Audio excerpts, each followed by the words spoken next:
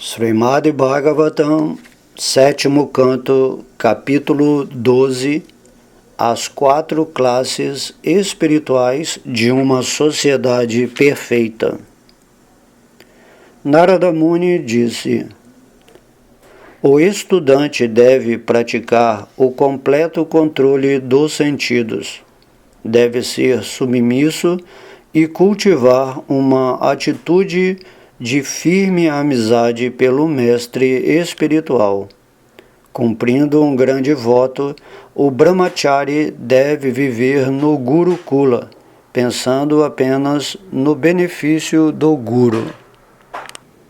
Tanto no crepúsculo matutino quanto no vespertino, de manhã e à tardinha, ele deve absorver-se em pensar por completo no mestre espiritual, no fogo, no Deus do Sol e no Senhor Vishnu, e cantando o mantra Gayatri deve adorá-los. Sendo convocado pelo mestre espiritual, o aluno deve estudar os mantras védicos regularmente. Todos os dias, antes de começar seus estudos e após concluí-los, o discípulo deve prestar respeitosas reverências ao mestre espiritual. Carregando em sua mão grama kusha pura, o brahmachari deve vestir-se regularmente com um cinto de palha e com trajes de pele de veado. Ele deve usar o cabelo emaranhado, levar consigo um bastão, um cântaro e decorar-se com cordão sagrado, como recomendam os Shastras. O brahmachari deve sair pela manhã e à tarde para coletar doações, e tudo o que coleta deve oferecer ao mestre espiritual.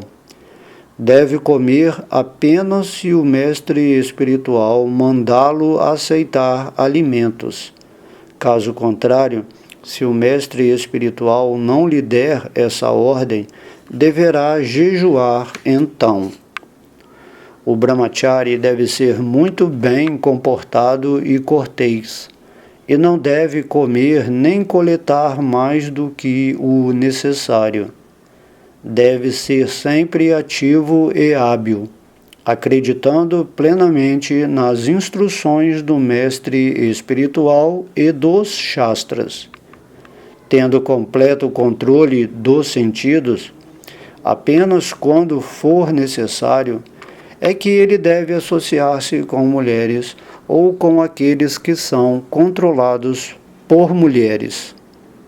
O brahmachari, ou alguém que não aceitou o grihastha ashrama, a vida familiar, tem que estritamente evitar falar com mulheres ou comentar a respeito delas, pois os sentidos são tão poderosos que podem inclusive agitar a mente de um sannyasi, alguém que está na ordem de vida renunciada. Se a esposa do mestre espiritual for jovem, um brahmachari moço não deve permitir-lhe cuidar de seu cabelo, massagear seu corpo com óleo ou banhá-lo com afeição como uma mãe. A mulher é comparada ao fogo e o homem a um pote de manteiga. Portanto, todo homem deve evitar ir a algum lugar recluso para associar-se sequer com sua própria filha. Da mesma forma, ele também deve evitar a associação com outras mulheres. Alguém deve associar-se com mulheres somente quando for preciso resolver algum problema importante e em nenhuma outra circunstância. Enquanto não for inteiramente autorrealizado, enquanto não se tornar independente do falso conceito que o induz a identificar-se com o corpo, o qual não passa de um reflexo do corpo e sentidos originais, o ser vivo não se libertará do conceito de dualidade, o qual é sintetizado pela dualidade entre homem e mulher. Portanto, porque sua inteligência fica confusa, há toda a possibilidade de que ele venha a cair. Todas as regras e regulações aplicam-se tanto ao chefe de família quanto ao sannyasi, alguém que está na ordem de vida renunciada. Contudo, o grihasta recebe do mestre espiritual a permissão para praticar sexo durante o período favorável à procriação. Os brahmacharis, ou grihastas que aceitaram o voto de celibato acima descrito, não devem praticar o seguinte: aplicar pó ou unguento nos olhos, massagear a cabeça com óleo, massagear o corpo com as mãos, ver uma mulher ou pintar uma estampa de mulher, comer carne, beber vinho, decorar o corpo com guirlanda de flores, untar o corpo com bálsamo ou usar ornamentos no corpo. Eles devem abandonar tudo isso. De acordo com as regras e regulações acima mencionadas, quem for 2 vezes nascidos, a saber, Brahmana, Kshatriya ou Vaishya, deverá residir no Gurukula e ficar aos cuidados do mestre espiritual. Lá, de acordo com a sua habilidade e poder de estudo, ele deverá estudar e aprender todos os textos védicos, juntamente com seus suplementos e os Upanishads. Se possível, o estudante ou discípulo deve recompensar o mestre espiritual com a remuneração por este estipulada. Então, seguindo a ordem do mestre espiritual, o discípulo deve partir e aceitar um dos outros ashramas, Grihasta Ashrama, Vanaprastha Ashrama ou Sannyasa Ashrama, que ele desejar.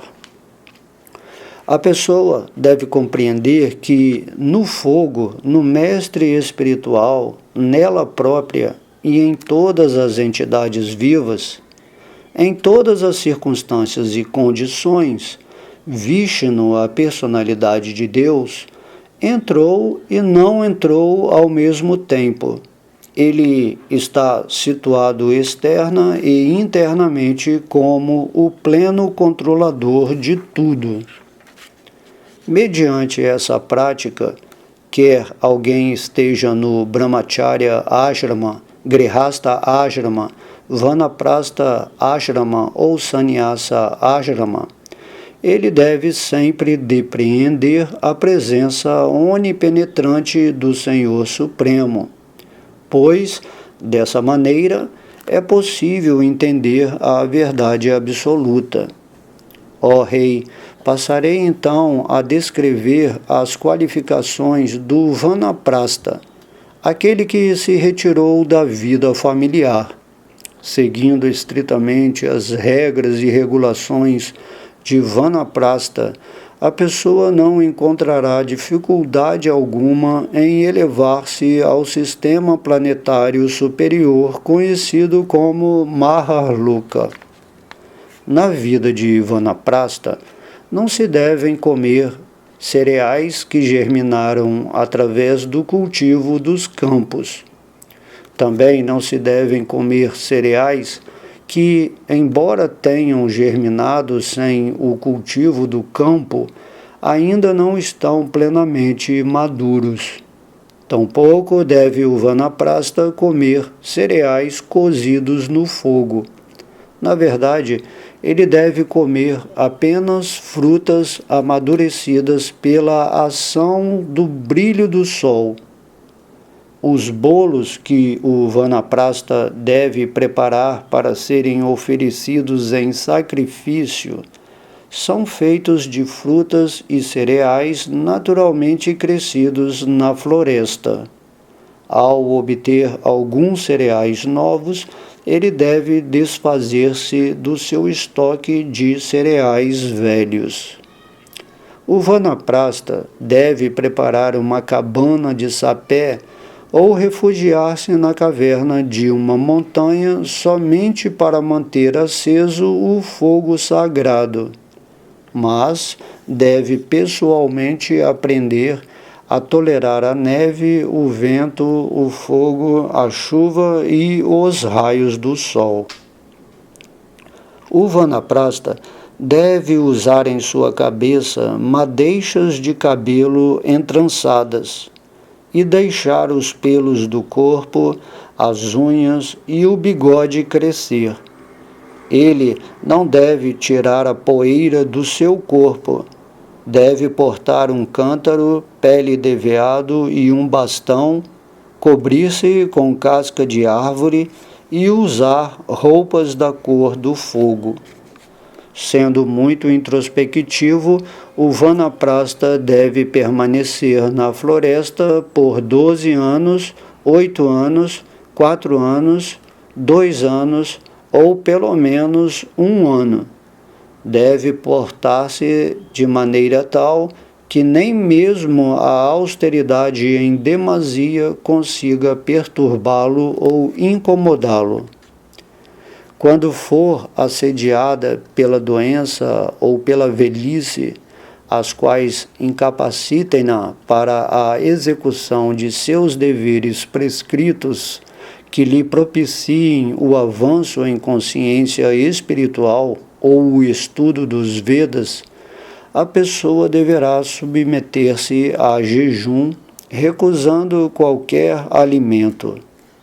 O elemento fogo ela deve colocar apropriadamente em seu próprio eu e dessa maneira abandonar a afinidade corpórea, através da qual alguém pensa que o corpo é o próprio eu ou algo que lhe pertence, e deve gradualmente fundir o corpo material nos 5 elementos: terra, água, fogo, ar e céu.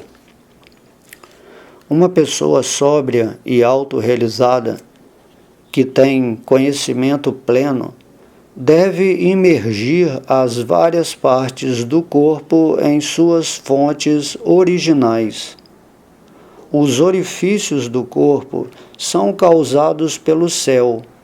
O processo da respiração é causado pelo ar. O calor do corpo é causado pelo fogo. E o sêmen, o sangue e o muco são causados pela água. As substâncias duras, tais como a pele, o músculo e o osso, são causados pela terra. Dessa maneira, todos os constituintes do corpo são causados por vários elementos e devem voltar a fundir-se nesses elementos. Em seguida, o objeto da fala, juntamente com o órgão da fala, a língua, devem ser oferecidos ao fogo. A habilidade profissional e as 2 mãos devem ser entregues ao semideus Indra. O poder de locomover-se e as pernas devem ser entregues ao Senhor Vishnu. O prazer sensual, juntamente com os órgãos genitais, devem ser entregues a Prajapati. O reto com o poder da evacuação devem, no local conveniente, ser entregues a Mrityu. O instrumento auditivo, juntamente com a vibração sonora, devem ser dados às deidades que presidem as direções. O instrumento do tato, juntamente com os objetos sensoriais táteis, devem ser dados a Vayu. A forma com o poder da visão devem ser oferecidos ao Sol. A língua, juntamente com o semideus Varuna, devem ser oferecidos à água, e o poder do olfato, juntamente com os dois semideuses Ashvini e Kumara, devem ser entregues à terra. A mente e todos os desejos materiais devem ser imersos no semideus da lua. Todos os temas da inteligência, acompanhados da própria inteligência, devem ser colocados no Senhor Brahma. O falso ego, que está sob a influência dos modos da natureza material e que induz alguém a pensar: eu sou este corpo e tudo o que está relacionado com este corpo é meu, deve, juntamente com as atividades materiais, ser imerso em Rudra, a deidade que predomina o falso ego. A consciência material, juntamente com a meta do pensamento, devem ser imersas no ser vivo individual, e os semideuses, que agem sob os modos da natureza material, devem, juntamente com o ser vivo pervertido, ser imersos no Ser Supremo. A terra deve ser imersa na água, a água no brilho do sol, e esse brilho no ar, o ar no céu, o céu no falso ego, o falso ego na totalidade da energia material e a totalidade da energia material nos ingredientes e manifestos, que são o aspecto pradana da energia material, e por fim o aspecto ingrediente da manifestação material deve ser imerso na superalma.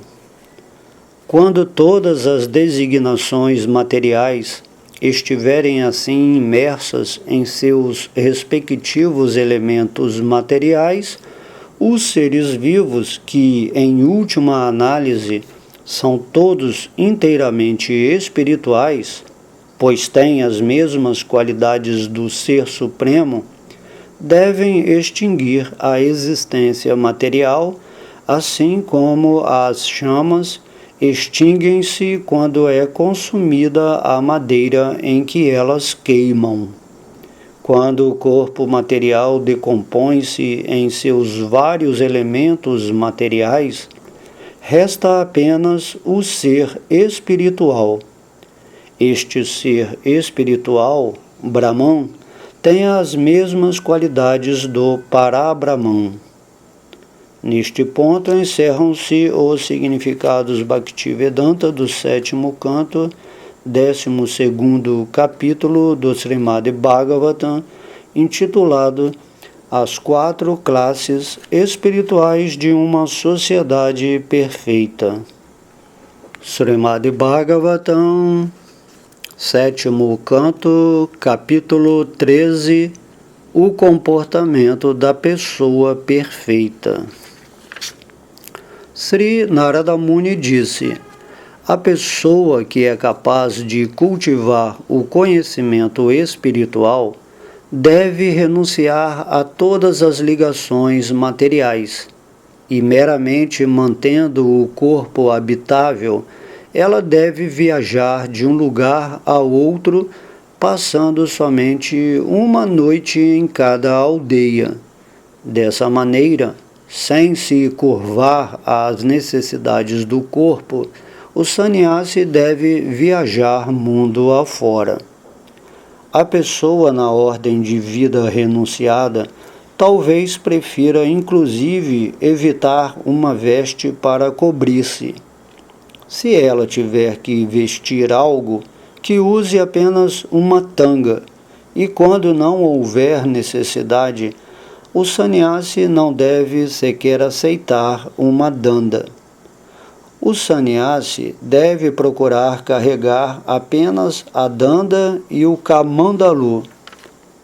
O sannyasi, inteiramente satisfeito no eu, deve viver de esmolas pedidas de porta em porta, jamais precisando depender de alguém ou de algum lugar. Ele sempre deve ser um amigo bem-querente de todos os seres vivos e um imaculado e pacífico devoto de Narayana. Dessa maneira, ele deve mover-se de um lugar para outro lugar. O sannyasi sempre deve tentar ver que o Supremo é onipenetrante e deve ver que todas as coisas, incluindo este universo, repousam no Supremo. Durante o estado de consciência e inconsciência, e entre os dois, ele deve tentar entender o eu e situar-se plenamente no eu. Dessa maneira, deve compreender que as fases de vida condicionada e liberada são apenas ilusórias e não acontecimentos reais. Munido dessa compreensão superior, ele deve ver apenas a onipenetrante verdade absoluta. Uma vez que o corpo material com certeza será exterminado, e a duração da vida da pessoa não é fixa, nem a morte, nem a vida devem ser louvadas. Ao contrário, deve-se observar o eterno fator tempo, no qual a entidade viva manifesta-se e desaparece. A literatura, que é um desperdício de tempo, em outras palavras, a literatura que não produz benefício espiritual, deve ser rejeitada. Ninguém deve adotar a profissão de professor só para subsistir dela. Nem deve alguém absorver-se em argumentos e contra-argumentos. Tampouco deve alguém refugiar-se em alguma causa ou facção. O sannyasi não deve propor benefícios materiais só para obter muitos discípulos, nem deve desnecessariamente ler muitos livros ou dar conferências para sobreviver. Ele jamais deve tentar aumentar desnecessariamente as opulências materiais. Uma pessoa pacífica e equânime, que realmente é avançada em consciência espiritual, não precisa aceitar os símbolos do sannyasi, tais como a tridanda e o kamandalu. De acordo com a necessidade, ora ela pode aceitar esses símbolos e ora pode rejeitá-los. Embora uma pessoa santa prefira não se expor à visão da sociedade humana, através do seu comportamento, o seu propósito acaba sendo revelado. À sociedade humana, ela deve apresentar-se como uma criança inquieta, e embora seja o maior e mais ponderado orador, deve apresentar-se como um mudo. Como exemplo histórico disto, os sábios eruditos recitam a história de um antigo diálogo ocorrido entre Prahlada Maharaja e um grande santo que se alimentava como um píton. Prahlada Maharaja, o mais querido servo da personalidade de Deus, certa vez viajava pelo universo com alguns de seus companheiros confidenciais, simplesmente para estudar a natureza das pessoas santas. Então, ele chegou às margens do Kaveri, onde havia uma montanha conhecida como Saya. Ali encontrou uma grande pessoa santa, que estava deitada no chão, coberta com areia e pó, mas possuía profundo avanço espiritual. Nem através das atividades daquela pessoa santa, de seus aspectos físicos, de suas palavras, nem pelas características que definiam sua situação no Varnashrama, as pessoas não conseguiam entender se ele era a mesma pessoa que haviam conhecido. O devoto avançado, Prahlada Maharaja, adorou a pessoa santa que passara a sobreviver como um python e ofereceu ao santo as devidas reverências. Após prestar esta adoração à pessoa santa e tocar com sua própria cabeça os pés de lótus do santo, Prahlada Maharaja, a fim de compreendê-lo, fez-lhe as seguintes perguntas muito submissamente. Vendo que a pessoa santa era bastante gorda, Prahlada Maharaja disse: Meu querido Senhor, embora não realizes nenhum esforço para sobreviver, tens um corpo vigoroso, exatamente como o de um desfrutador materialista. Sei que, se alguém é muito rico e nada tem a fazer, torna-se extremamente gordo, comendo, dormindo e não executando trabalho algum. Ó Brahmana, conhecendo plenamente a transcendência, nada tens a fazer e, portanto, estás deitado. Também é fácil deduzir que não tens dinheiro para o gozo dos sentidos. Como foi então que teu corpo tornou-se tão gordo? Nestas circunstâncias, se não achares que minhas perguntas são inoportunas, por favor, explica-me como isto aconteceu. Vossa Senhoria parece erudito, hábil e inteligente em todos os sentidos.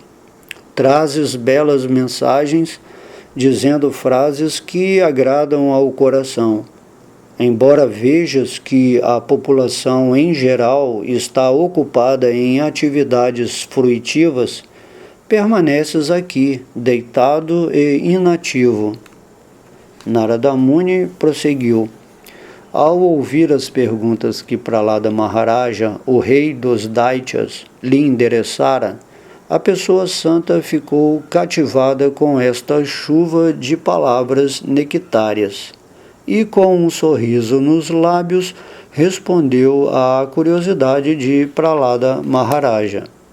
O Brahmana santo disse: Ó melhor dos Asuras, Prahlada Maharaja, que és reconhecido pelos homens avançados e civilizados, estás a par das diferentes fases da vida, porque teus olhos são intrinsecamente transcendentais, e com eles podes ver o caráter de um homem e assim conhecer com toda a certeza os verdadeiros resultados de se aceitar e rejeitar as coisas. Narayana, a suprema personalidade de Deus, que é pleno de todas as opulências, predomina no âmago de teu coração, porque és um devoto puro. Ele sempre afasta toda a escuridão e ignorância, assim como o sol dissipa a escuridão do universo. Meu querido rei, embora saibas tudo, formulaste algumas perguntas, as quais tentarei responder de acordo com o que aprendi ouvindo o que me ensinaram as autoridades. Não posso manter-me silencioso neste ensejo, pois aquele que deseja purificar-se não deve desperdiçar a oportunidade de dialogar com uma personalidade igual a ti. Devido aos insaciáveis desejos materiais, eu estava sendo arrastado pelas ondas das leis da natureza material e, portanto, eu me ocupava em diferentes atividades, lutando pela existência em várias formas de vida. No transcurso do processo evolutivo, o qual é consequente a atividades fruitivas, através das quais se procura obter o indesejável gozo dos sentidos materiais, recebi esta forma de vida humana, que pode levar aos planetas celestiais, à liberação, às espécies inferiores ou ao renascimento entre os seres humanos. Nesta forma de vida humana, o homem e a mulher unem-se para tentar obter prazer sexual. Porém, através da verdadeira experiência, observamos que nenhum deles é feliz. Portanto, vendo ocorrerem os resultados contrários, resolvi parar de participar em atividades materialistas. Para as entidades vivas, a verdadeira forma de vida é aquela em que há felicidade espiritual, que é a felicidade real. Esta felicidade pode ser alcançada apenas por alguém que abandonou todas as atividades materiais. O gozo dos sentidos materiais é simples imaginação. Portanto, ponderando este assunto, pus termo a todas as atividades materiais e estou deitado aqui. Dessa maneira, a alma condicionada que vive dentro do corpo esquece-se de seu interesse próprio porque se identifica com o corpo. Porque o corpo é material, sua tendência natural é deixar-se atrair pelas muitas variedades encontradas no mundo material. Então, a entidade viva sofre as misérias da existência material. Assim como um veado, devido à ignorância, não pode ver a água que está dentro de um poço coberto de grama, e procura água em outra parte, a entidade viva, coberta pelo corpo material, não vê a felicidade dentro de si mesma, mas corre em busca da felicidade no mundo material. A entidade viva tenta alcançar a felicidade e livrar-se das causas de aflição. Porém, como os vários corpos das entidades vivas estão sob o completo controle da natureza material, todos os seus planos em diferentes corpos, enfim, malogram-se um após outro. As atividades materialistas sempre estão acompanhadas de 3 classes de condições miseráveis: a diátmica, a didêvica e a dibáltica.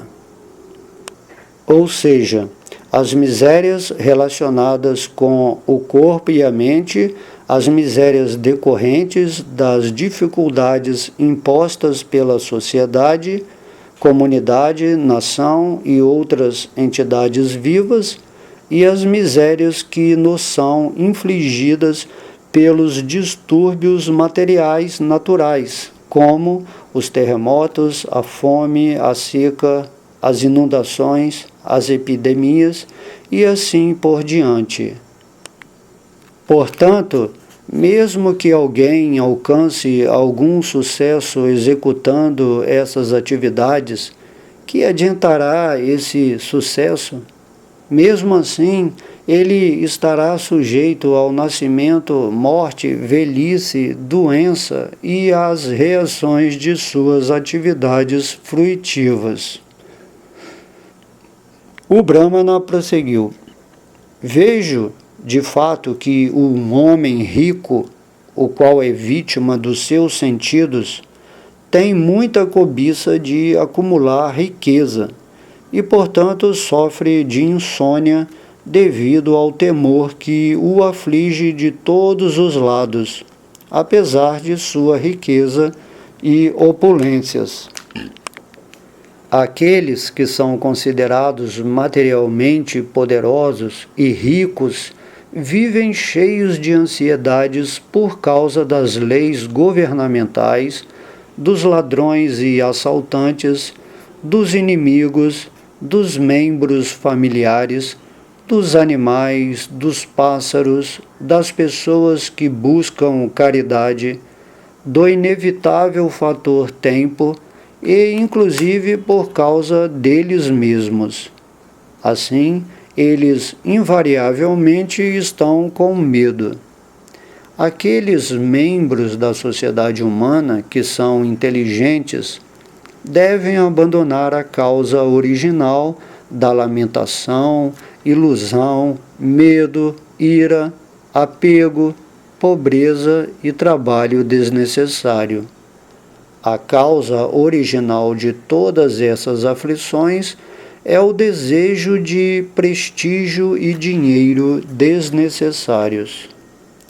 A abelha e o píton são dois excelentes mestres espirituais que nos dão instruções exemplares acerca de como alguém pode satisfazer-se coletando apenas um pouco e como ele pode permanecer no mesmo lugar prescindindo de mudanças. Com a abelha, aprendi a ser indiferente ao acúmulo de dinheiro, pois, embora o dinheiro seja tão gostoso como o mel, qualquer pessoa pode matar alguém que o possua e depois pegar o dinheiro. Não me esforço por obter nada. Ao contrário, estou satisfeita com o que quer que seja conseguido espontaneamente. Se não obtenho nada, permaneço paciente e inabalável como o píton e fico aqui deitado por muitos dias. Às vezes, como uma pouquíssima quantidade e outras vezes uma grande quantidade. Às vezes o alimento é muito saboroso e outras vezes está estragado. Às vezes a praçada é oferecida com muito respeito, mas outras vezes o alimento é dado com negligência. Às vezes, como durante o dia e às vezes à noite. Dessa forma, como o que for facilmente disponível. Para cobrir meu corpo, uso aquilo que estiver disponível, seja linho, seda, algodão, casca de árvore ou pele de veado, de acordo com o meu destino, e fico completamente satisfeito e inabalável. Às vezes, deito-me na superfície da terra, às vezes em folhas, grama ou pedra, às vezes num monte de cinzas, ou às vezes pelo desejo de outros num palácio, onde me é oferecida uma excelente cama com travesseiros. Ó meu Senhor, às vezes banho-me muito bem, unto todo o meu corpo com polpa de sândalo, uso uma guirlanda de flores e visto-me com trajes e ornamentos finíssimos. Então, montado no dorso de um elefante, ou numa quadriga, ou num cavalo, viajo como se fosse um rei. Às vezes, todavia, viajo despido, como uma pessoa perseguida por fantasmas. Diferentes pessoas têm diferentes mentalidades. Portanto, não me cabe nem louvá-las, nem blasfemá-las. Só desejo o bem-estar delas esperando que elas concordem em tornarem-se unas com a superalma, a suprema personalidade de Deus, Krishna. A invenção mental em que alguém discrimina entre bondade e maldade deve ser aceita como uma unidade e então deve ser investida na mente, a qual, por sua vez, deve ser investida no falso ego. O falso ego deve ser investido na totalidade da energia material. Este é o processo para ele combater a falsa discriminação. A pessoa erudita e introspectiva deve perceber que a existência material é ilusão. Isto só se faz possível através da autorrealização. A pessoa autorrealizada, que realmente viu a verdade, deve afastar-se de todas as atividades materiais, situando-se em autorrealização. Prahlada Maharaja, de certo és uma alma autorrealizada e um devoto do Senhor Supremo. Não te importas com a opinião pública ou com as pretensas escrituras. Foi por esta razão que não hesitei em descrever-te a história de minha autorrealização. Narada Muni continuou. Após ouvir essas instruções transmitidas pelo santo Prahlada Maharaja, o rei dos demônios, compreendeu os deveres ocupacionais da pessoa perfeita, Paramahansa. Assim, tendo prestado ao santo a devida adoração, recebeu permissão deste e então partiu para o seu próprio lar. Neste ponto encerram-se os significados Bhaktivedanta do 7º canto, 13º capítulo do Srimad Bhagavatam, intitulado O Comportamento da Pessoa Perfeita. Srimad Bhagavatam, 7º canto, capítulo 14, A Vida Familiar Ideal. Maharaja Yudhishthira perguntou a Narada Muni: Ó meu Senhor, ó grande sábio, por favor, explica-nos como é que nós, que permanecemos no lar e não conhecemos a meta da vida, também podemos facilmente alcançar a liberação, de acordo com as instruções contidas nos Vedas.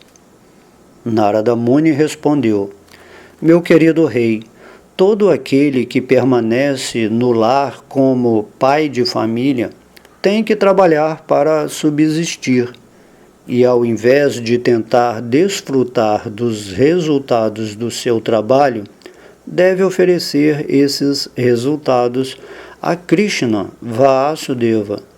Através da associação com grandes devotos do Senhor, ele aprende perfeitamente a maneira como satisfazer Vasudeva nesta vida.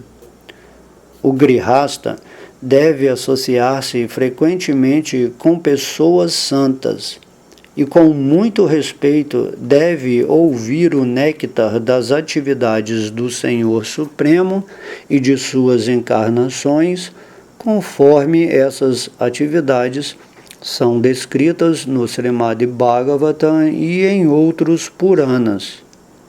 Assim, tal qual um homem despertando de um sonho, pouco a pouco ele deve desapegar-se da afeição à sua esposa e filhos. Enquanto trabalha para ganhar os meios de subsistência necessários para sua manutenção, quem é realmente erudito deve viver na sociedade humana desapegado dos afazeres familiares, embora externamente pareça muito apegado. Na sociedade humana, o homem inteligente deve tornar-se muito simples o seu próprio programa de atividades. Se seus amigos, filhos, pais e irmãos ou alguma outra pessoa derem alguma sugestão, ele deve apresentar sua aprovação externa dizendo: sim, está certo. Porém, internamente, deve estar determinado a não criar uma vida complicada, na qual o objetivo último não seja alcançado. Os produtos naturais criados pela personalidade de Deus devem ser utilizados para a manutenção de todas as entidades vivas.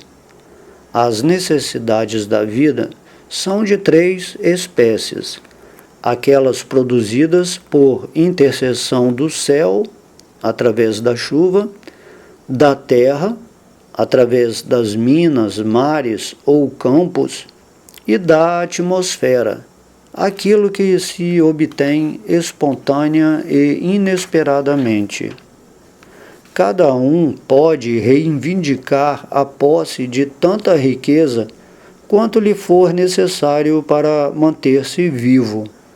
Mas quem deseja exceder a isto deve ser considerado ladrão e merece ser punido pelas leis da natureza. Devem-se tratar os animais, tais como veados, camelos, asnos, macacos, ratos, serpentes, pássaros e moscas, exatamente como os próprios filhos. Quão pouca é a diferença que realmente existe entre as crianças e esses animais inocentes.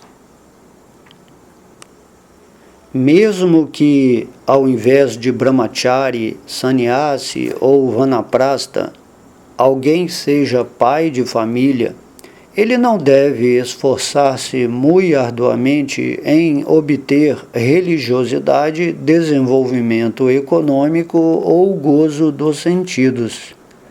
Mesmo na vida de casado, a pessoa deve ficar satisfeita em manter-se viva apenas com aquilo que, pela graça do Senhor, conseguir com pequeno esforço, de acordo com o tempo e o lugar.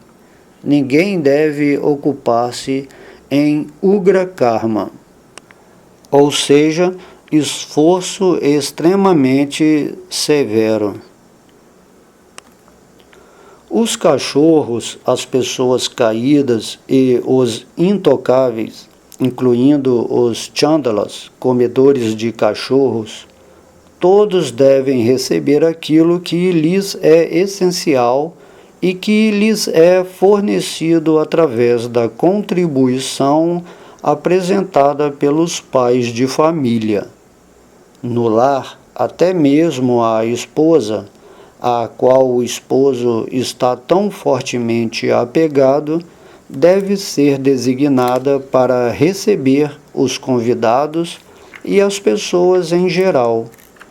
Há quem considere tão seriamente sua esposa como propriedade sua, que às vezes, por causa dela, suicida-se ou mata os outros, incluindo até mesmo seus pais, seu mestre espiritual ou seu professor.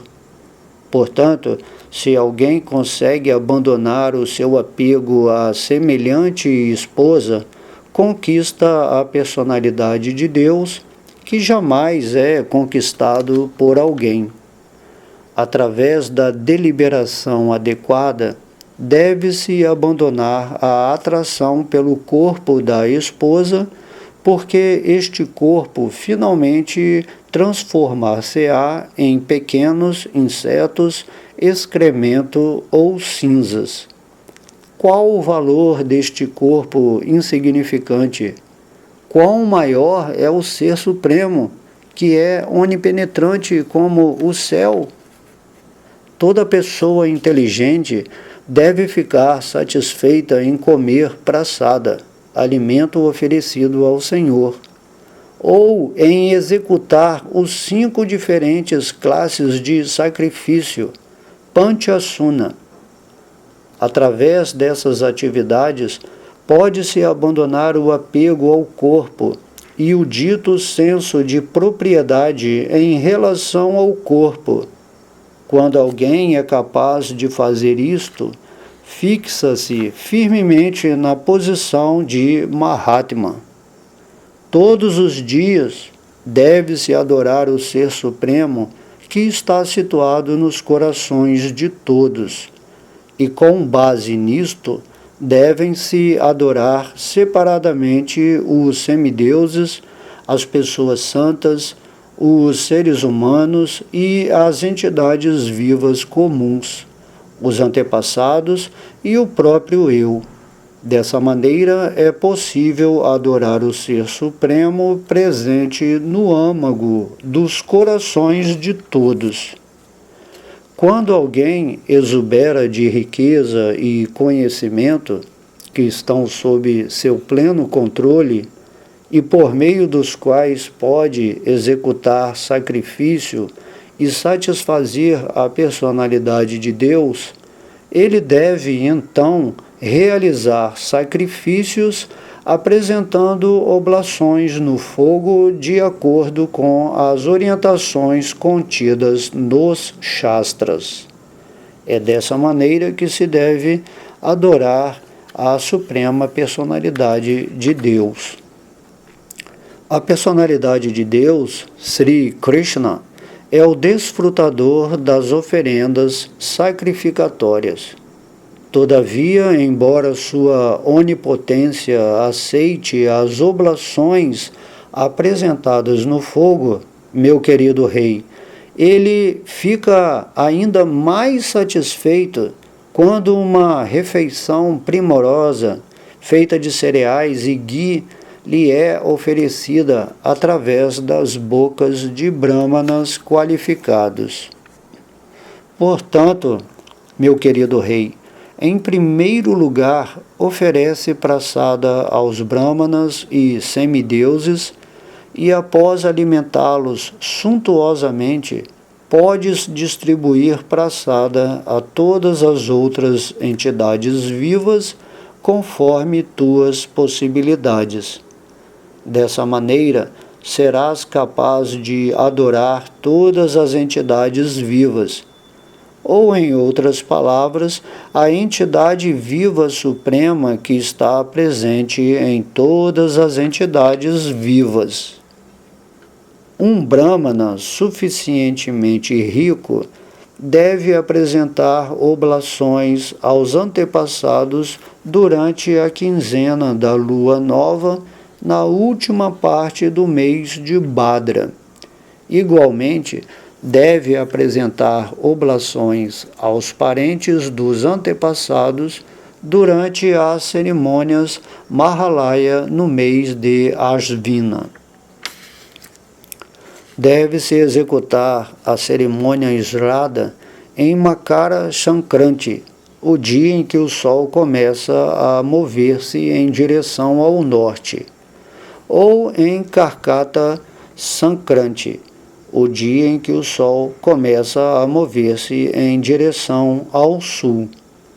Deve-se executar também essa cerimônia no dia de Mesa Sankranti e no dia de Tula Sankranti, na yoga chamada Vyatipata, naquele dia em que 3 titis lunares conjugam-se durante um eclipse da Lua ou do Sol, no 12º dia lunar e no Sravana Nakshatra. Deve-se executar essa cerimônia no dia de Akashya Trita, durante o 9º dia da quinzena da lua cheia do mês de Kartika, nos 4 astakas, na estação do inverno e na estação fria, no 7º dia da quinzena da lua cheia do mês Maga, durante a conjunção de Maga Nakshatra com o dia da lua cheia e nos dias em que a lua está completamente cheia, ou então não estando a lua completamente cheia, escolhem-se os dias que estão conjugados com os nakshatras, dos quais surgem os nomes de certos meses. Deve-se executar também a cerimônia Shraddha no 12º dia lunar, quando está em conjunção com algum dos nakshatras chamados Anuradha, Shravana, Uttara Palguni, Uttara Sada e Uttara Bhadrapada. E deve-se executar essa cerimônia quando o 11º dia lunar estiver em conjunção com Uttara Palguni, Uttara Sada ou Uttara Bhadrapada. Enfim, deve-se executar essa cerimônia nos dias que estão conjugados com a estrela do nascimento da própria pessoa, Jama Nakshatra ou Shravana Nakshatra.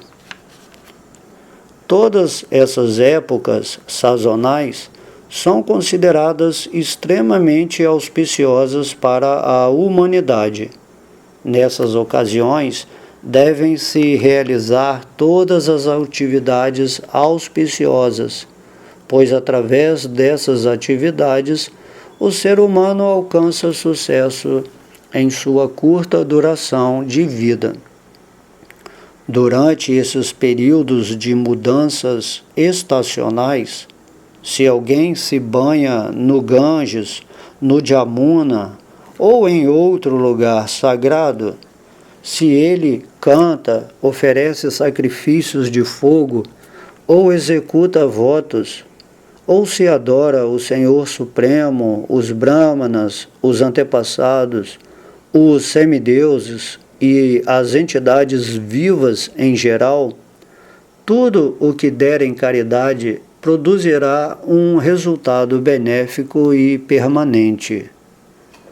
Ó Rei Yudhishthira, na data prescrita para a realização de cerimônias ritualísticas reformatórias em prol da própria pessoa, de sua esposa ou de seus filhos, ou durante as cerimônias fúnebres e as cerimônias de cada aniversário de morte, ela deve realizar as cerimônias auspiciosas mencionadas acima para prosperar nas atividades fruitivas.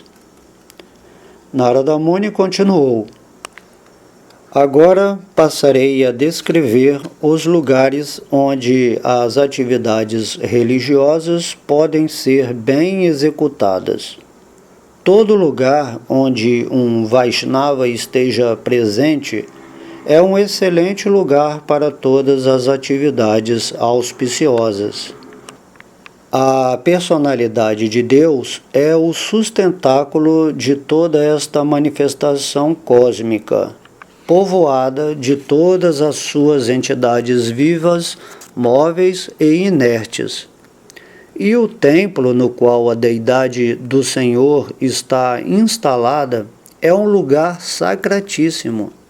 Ademais, os lugares onde, por meio de austeridades, educação e misericórdia, os brahmanas eruditos seguem os princípios védicos, também são muito auspiciosos e sagrados.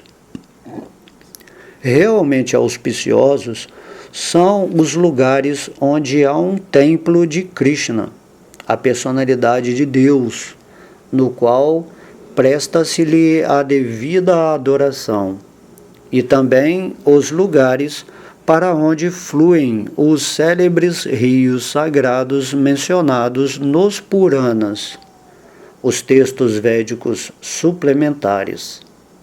Toda a atividade espiritual neles executada, de certo, produz muito efeito. Lagos sagrados como Pushkara e lugares onde pessoas santas vivem, tais como Kurukshetra, Gaya, Prayaga, Pulurha Ashrama, Naimisaranya, às margens do rio Palgo, Setubanda, Prabhasa, Dwaraka, Varanasi, Madura, Pampa, Bindu Sarovara, Badarikashrama, os lugares onde o rio Nandi flui, os lugares onde o Senhor Ramachandra e Mãe Sita se refugiaram, tais como Chitrakuta, e também as regiões montanhosas conhecidas como Mahendra e Himalaya. Todos eles devem ser considerados muito piedosos e sagrados. Igualmente, os lugares situados fora da Índia, onde há centros do movimento da consciência de Krishna e onde as deidades de Radha Krishna são adoradas, devem ser todos visitados e adorados por aqueles que querem obter avanço espiritual. Aquele que tenciona avançar na vida espiritual pode visitar todos esses lugares e neles realizar cerimônias ritualísticas para obter resultados 1000 vezes superiores aos resultados das mesmas atividades realizadas em qualquer outro lugar. Ó Rei da Terra, segundo o veredito dos sábios competentes e estudiosos, somente Krishna, a personalidade de Deus, em quem repousa tudo o que neste universo é móvel e inerte, e de quem tudo emana, é a melhor pessoa a quem se deve dar tudo. Ó Rei Yudhishthira, os semideuses, muitos grandes sábios e santos, inclusive os 4 filhos do Senhor Brahma, e eu próprio, estávamos presentes em tua cerimônia sacrificatória Rajasuya. Porém, quando se colocou em debate qual é a pessoa mais adorável, todos opinaram a favor do Senhor Krishna, a pessoa suprema. Todo o universo, o qual está repleto de entidades vivas, é como uma árvore cuja raiz é a personalidade de Deus, Achyuta, Krishna. Portanto, pelo simples fato de adorar o Senhor Krishna, a pessoa pode adorar todas as entidades vivas. A personalidade de Deus criou muitos lugares residenciais, tais como os corpos dos seres humanos, dos animais, dos pássaros, dos santos e dos semideuses. O Senhor, como Paramatma, reside com o ser vivo em cada uma dessas inúmeras formas corpóreas. Logo, ele é conhecido como Purusha Avatara. Ó Rei Yudhishthira, situada em todos os corpos, a superalma dá inteligência à alma individual de acordo com sua capacidade de compreensão. Portanto, a superalma é o principal fator dentro do corpo. Na mesma proporção que o indivíduo desenvolve conhecimento, austeridade, penitência e assim por diante, a superalma manifesta-se à alma individual. Meu querido rei, quando os grandes sábios e pessoas santas viram que, no começo de Treta Yuga, o relacionamento mútuo tornava-se eivado de desrespeito, introduziu-se no templo a adoração à deidade, realizada com toda a parafernália. Às vezes, o devoto neófito oferece ao Senhor toda a parafernália de adoração e, de fato, adora o Senhor como deidade. Porém, como inveja os devotos autorizados do Senhor Vishnu, o Senhor jamais fica satisfeito com seu serviço devocional. Meu querido rei, dentro deste mundo material, entre todas as pessoas, o Brahmana qualificado deve ser aceito como o melhor, porque semelhante Brahmana, praticando austeridade, estudando os Vedas e obtendo satisfação, torna-se uma autêntica manifestação do corpo da personalidade de Deus.